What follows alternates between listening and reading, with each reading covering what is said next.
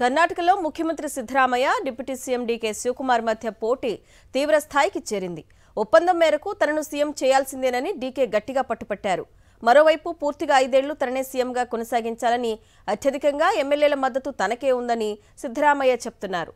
మరోవైపు ఈ సమస్యకు త్వరగా పరిష్కారం చూపకపోతే చాలా నష్టపోవాల్సి వస్తుందని గ్రహించిన అధిష్టానం రంగంలోకి దిగింది.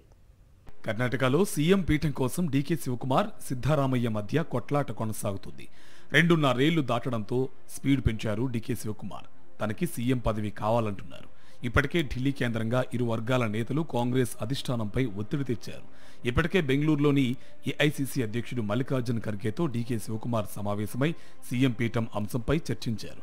ప్రస్తుత రాజకీయ సంక్షోభంపై సుదీర్ఘంగా డీకే శివకుమార్తో చర్చించారు. మరోవైపు సిద్ధరామయ్య కూడా శనివారం ఖర్గేను కలిశారు. తననే సీఎం కొనసాగించాలని, తనకే ఎక్కువ మంది ఎమ్మెల్యేల మద్దతు ఉందని చెప్పినట్టు సమాచారం. కర్ణాటకలో నాయకత్వ మార్పుపై కాంగ్రెస్ పార్టీ అధిష్టానం నిర్ణయమే అంతిమమని సీఎం సిద్ధరామయ్య తేల్చి చెప్పారు. చాలా రోజుల తర్వాత మల్లికార్జున ఖర్గే బెంగళూరుకు రావడంతో కలిశానన్నారు. ఇదొక మర్యాదపూర్వక భేటీ మాత్రమేనని, ఇందులో ప్రత్యేకత ఏమీ లేదని చెప్పుకొచ్చారు. పార్టీ బలోపేతంపై త్వరలో జరగనున్న స్థానిక సంస్థల ఎన్నికలపై చర్చించినట్టు తెలిపారు. నాయకత్వ మార్పు అంశంపై చర్చించలేదన్నారు. సీఎం మార్పు అంశంలో ఏం జరిగినా తాను బాధపడనని, ఏ విషయమైనా పార్టీ అధిష్టానం నిర్ణయమే అంతిమమని, ఎవరైనా పాటించాల్సిందేనని స్పష్టం చేశారు.